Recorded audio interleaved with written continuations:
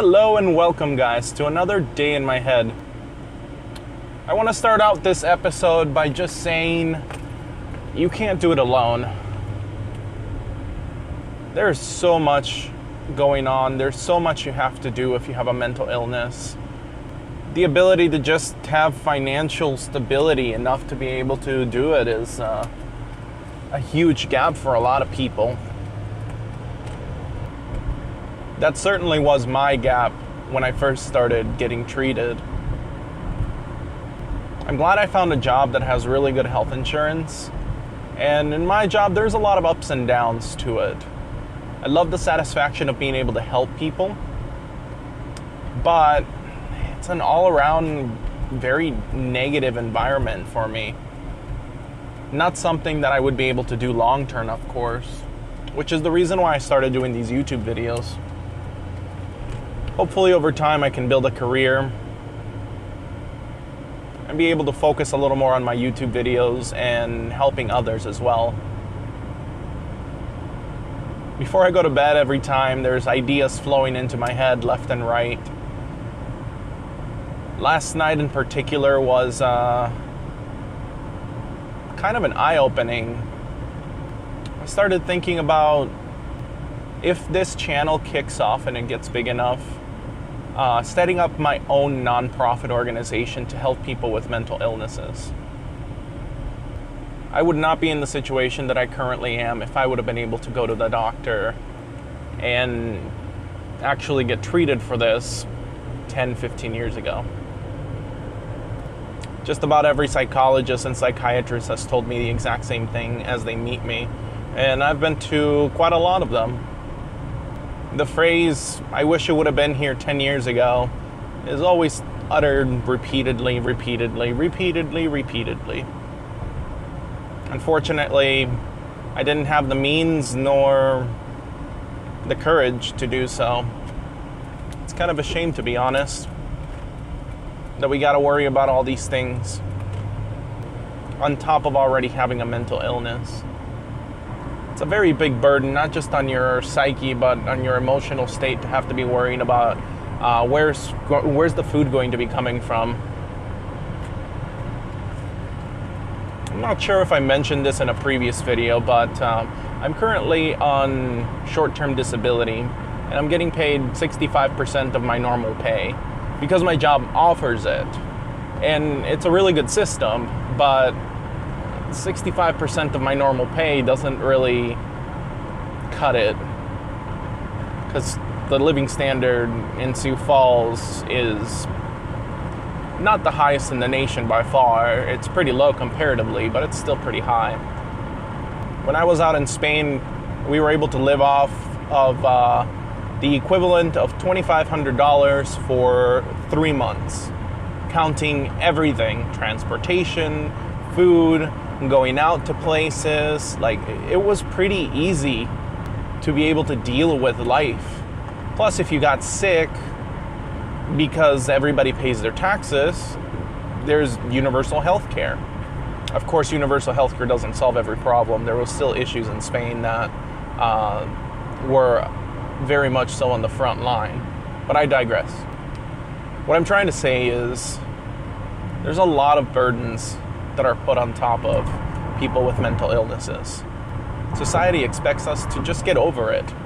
They think of it as a broken bone. You're out for maybe a week or two and then you're fine. It'll finish healing. Dealing with your emotions, and it's not an easy thing.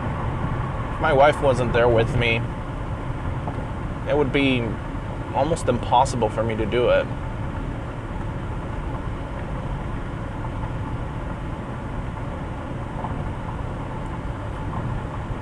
I've been on short-term disability for 5 weeks now, and every 2 weeks I get a $425 paycheck. That doesn't really cover a whole lot. $850, that's not enough to really feed yourself. I'm just grateful that my wife has been taking extra hours at her job. Even though she's in school, she's got school to do. But I'm just grateful that she understands that I need to be treated for this in order to move forward. But now that I'm talking about moving forward, there was a lot of other things that were going through my mind last night, one of which was I want to go back to school and hopefully get started with a business administration degree, because I want to be able to run my YouTube channel, and I want to be able to just make enough off of YouTube to go back to school and finish my degree. Although which degree I'm going to finish at this moment in time, it's kind of unclear, just because of everything that's gone on in the past few months. I'm starting to lean more towards psychology and psychiatry. Maybe even becoming a licensed counselor and be able to do this as a professional. Be able to give treatment options to people, even through YouTube videos. Also, I want to be able to interact with you guys a little more. And as of right now, the easiest way would probably be through my Twitter account. You can just send me a tweet and I will reply as soon as I get it. It just seems like it's a lot easier to do than Facebook or Instagram or, even YouTube comments, because many times I'm using another account for myself. So I don't necessarily get all the notifications right away. And sometimes I won't respond right away to your comments. But I do sincerely thank everyone that has been responding to my videos, all the comments that I have gotten. I am looking into some posters, maybe with actually one of them with my logo and then another one with an inspirational quote, as somebody suggested in the comment section for my last video. But before I finish this video, one thing that I do want to mention is it's always difficult financially when you're going through this. And I know I've kind of said a couple things related to that before throughout this video.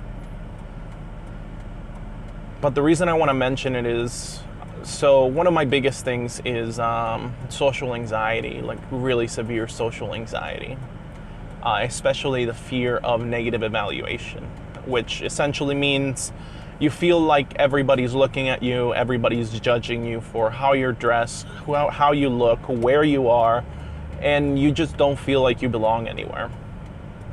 And so you start going less and less out into public areas and staying more and more at home. Well, every Friday there is a food giveaway at the fairgrounds here in Sioux Falls. And if anybody out there in Sioux Falls needs food for their family or is barely able to go paycheck to paycheck, I highly recommend coming here. They're very nice, and they have a lot that they give out to a lot of people. And I'm very thankful because my family has been able to have food in times where we otherwise wouldn't be able to, which is certainly the case right now with my wife and I. But it serves a double purpose. As I said before, my social anxiety is pretty bad, and there's a lot of people that attend this area. So I'm going into an area with a lot of people that a lot of the times I feel like I'm personally judged. Well, I felt like I was personally judged. But through my exposure practice, I was able to craft the ideal setting for me to be exposed to a large crowd. And also gaining the benefit that now we can eat anything other than just mac and cheese and rice all week. There's so many people that I have encountered in my life that they can't afford to miss a day of work. But if you encounter yourself in a circumstance where you can at least be making a little bit, just enough to get by, and be able to use programs like these to get the food that you need at least, and then be able to go get the help that you need, that will at least be a very good first step. I know this is a little bit of a downer video just because there's a lot of things that people don't like to normally talk about, especially concerning how difficult it is to get help for mental illnesses. But right now I'm looking into starting a Patreon page, and with that Patreon page I want to save up 50% of everything that is donated, and that 50% is going to be going to nonprofit organizations that are helping spread awareness and helping people be treated for mental illnesses. And the other 50% is going to hopefully buy new equipment. We definitely need a new laptop. Right now, my wife and I only have one laptop and we have to share it. So it's difficult to make and edit the videos if I don't even have somewhere to edit it. And also I'm using my phone for all the recording, and it's difficult to prompt up in all kinds of different places. I'll most likely post a picture to my Facebook, Instagram, and Twitter about how I rigged my phone so it looks this nice, because I don't actually have any tools that you can buy to mount your phone on your car. So I used the best that I could and I rigged it. When you don't have enough, you gotta be resourceful, that's for sure. Well guys, I'm here at the food giveaway, so I'm gonna go in there without any distractions. If people talk to me, I will talk to them. I'm still not to the point where I can begin a conversation, but I can at least keep myself aware of where I am and how I'm doing without getting distracted, because being distracted is a very easy way to avoid the situation, and avoiding situations just shrinks your bubble of comfort so much that essentially you end up being a hermit. I was really getting to that point. I'll talk a little bit more in depth about all the issues going on with that, but I wanted to give you guys a little heads up on the next episode, because it'll be all about procrastination. And you'll understand what I mean when I actually shoot the episode, and why I say procrastination with quotations around it. Well guys, thank you very much for watching. I greatly appreciate all of your support, and I hope to see you guys next time.